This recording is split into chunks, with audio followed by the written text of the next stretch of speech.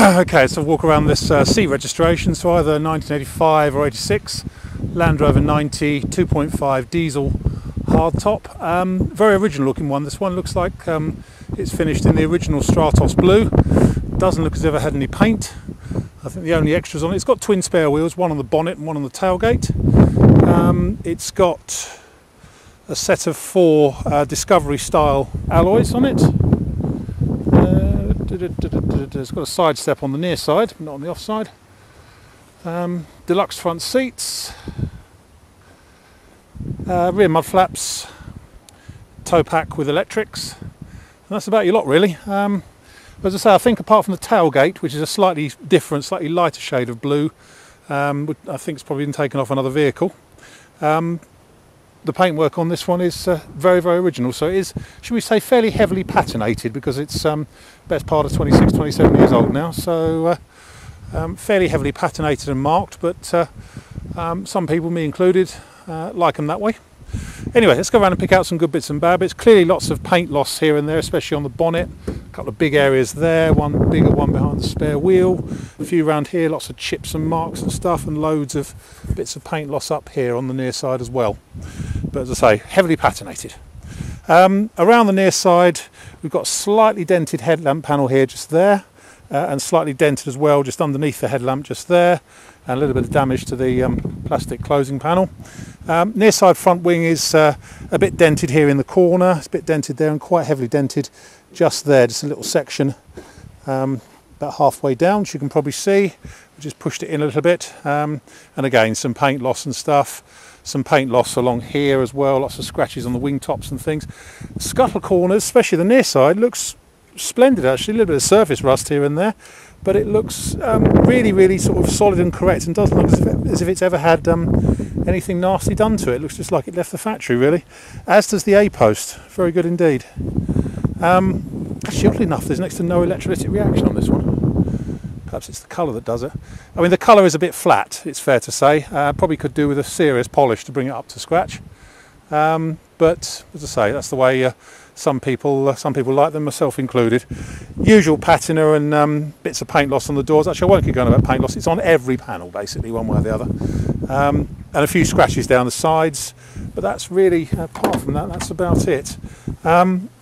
Inside here, it's the Easy Clean style interior with deluxe style front seats, although the middle seat is out of a series by the look of it, or the base is certainly, because it's not got the pattern on it.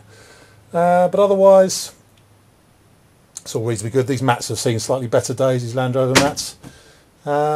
It's got a radio in it, an old style radio, but I can't seem to make it work, so although it seemed to be plumbed in, there's no speaker anywhere, so I guess that's not working anymore. In the back there is a bench seat in the back. My bag doesn't come with it. And in that box is a replacement window regulator for the driver's side window, which is, the regulator is frankly poor in it. It sort of goes up and down as much as it feels like, shall we say, rather than properly. So there's a spare regulator in the back. Anyway, let's have a look at doors and things. Doors are actually not bad at all. Bit of surface rust and a bit soft on the back corner here of the near side one, but really underneath it, just a bit of surface rusting. It's very good in that corner. And movement wise, tiny bit of movement in the hinge, but no more than that. That's really not bad at all considering its age. Near side rear wing, a few long scratches along it, a little bit crinkled just down there. Van side is all good, roof is all good. Around the tail end, some electrolytic reaction on the tailgate. As I say, I think the tailgate's off another one, because the paint colour is slightly different. And yes, you can see it's been painted sort of green and yellow and stuff inside at some point. But that actual tailgate itself is actually really not bad. The frame's a bit poor on the bottom edge in the corners, but it's still supporting the weight of the wheel and it's not moving about at all. So it's not bad. Obviously my bag doesn't come with it, but it's all blue inside, all the original Stratos colour. And there we have it. Cross member all looks pretty solid. Looks like there's a little coat of paint on it. But it looks solid for all that.